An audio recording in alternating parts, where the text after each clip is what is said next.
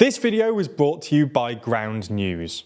We're now nearly 100 days into the premiership of Rishi Sunak, which means he's lasted almost twice as long in the job as his predecessor. It's been a bit of a bumpy ride nonetheless for Sunak though, who has presided over a number of scandals and has had to backtrack on everything from online safety to onshore wind.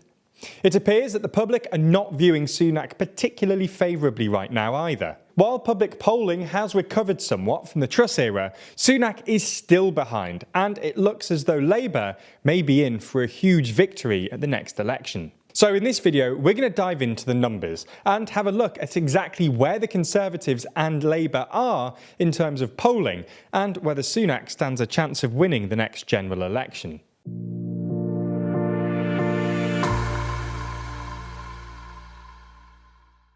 Let's start by looking at the current polling and then looking at what this means for the next election. It seems like there's some pretty big agreement between the major polling companies. Retfield and Wilton polling from the 15th of January gives Labour a 20-point lead. The latest Delta poll gives Labour a 14-point lead. The latest Omnisys poll gives Labour a 22-point lead. And the Politico poll of polls puts Labour ahead currently by 21 points.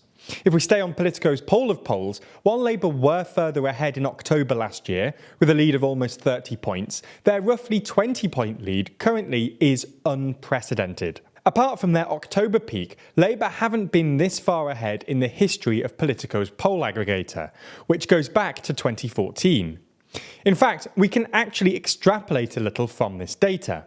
Electoral Calculus at the end of December looked at the current polling and came up with a seat prediction for the two parties. They show that, if polling is correct, then Labour would win 422 seats and the Conservatives would win only 134. This would be a reduction of 231 seats from the Tories and a gain of 219 for Labour. It would also give Labour a simple majority of 194, which would be bigger than even Tony Blair's landslide majority in 1997.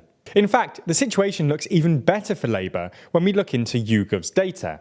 Here we can look at polling not just about how someone would vote, but also who the public trusts on certain policy issues, as well as the personal approval ratings of both Sunak and Starmer. So let's have a quick look through what the most prevalent issues are in the UK and look at who the public trusts more to handle these issues. YouGov's tracker of the most important issues shows that the public care primarily about the economy right now, with 65% of people saying it's one of the most important issues. When asked about how the government is handling the economy, a huge 76% of people said badly.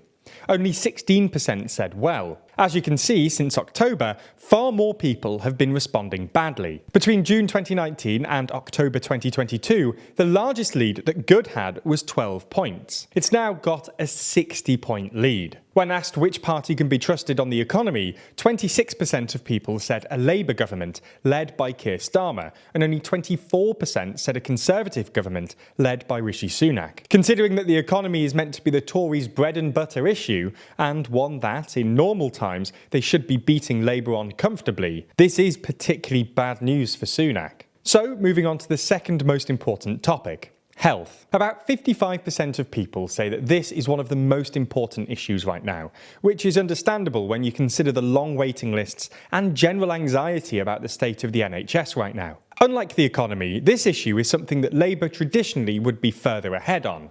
And this appears to be true, with 42% of respondents saying they think that Labour would be best at handling the National Health Service. Only 11% said the Tories. Now, this equates to a 31-point lead, which, it should go without saying, is massive. In April 2020, right after the pandemic started, the Tories were only 1 point behind Labour, but this has slowly dropped to the 31-point deficit we see today. Lastly, the third most important topic to voters is immigration and asylum. This should traditionally be an issue that the Conservatives lead on, and since the YouGov tracker began in August 2019, the Conservatives have been ahead, at one point in February 2020, as much as 33 points. But since September last year, Labour have actually overtaken them, with Labour now ahead by 5 points.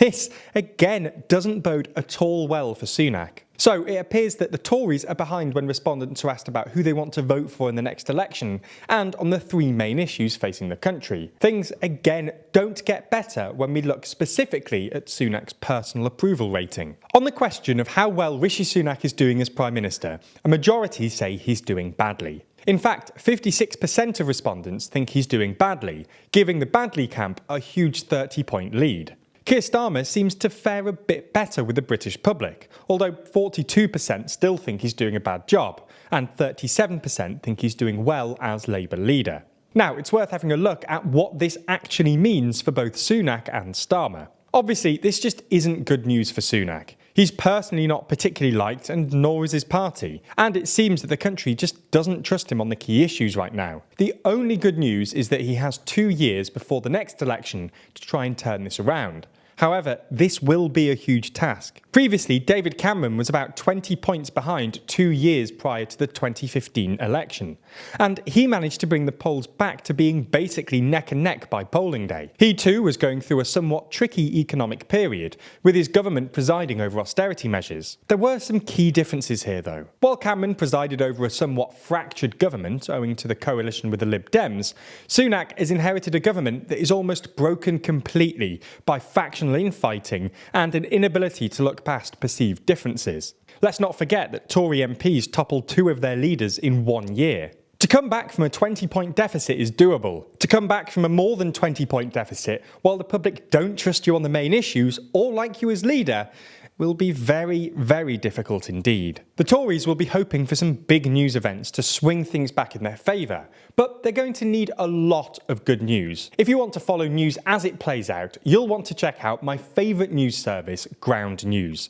It's a website and app that puts all of the world's media in one place, so you can compare how news is being covered by different outlets. Ground News is a website and app that puts all the world's media in one place, so you can compare how news is being covered by different outlets. This is important because the way we understand a story has a lot to do with how it's being framed. And Ground News makes it easy to sort through what's going on by providing bias, factuality, and ownership ratings for each source. For example, with every story, I can see the number of sources reporting and whether the coverage is evenly distributed across the political spectrum, according to ratings from independent news monitoring organisations. I can start to identify trends, like stories that are mostly covered by one side of the political spectrum. Then I can check how reliable the sources are as well as who owns them. But one of the coolest things to do is compare headlines to see discrepancies in the language used and the facts prioritised by different media outlets. It really is a fascinating way to read the news and unlike any news app out there. To give it a go, try ground.news/TLDR. You can subscribe to get unlimited access to all features and support an independent news platform working to make the media landscape more transparent.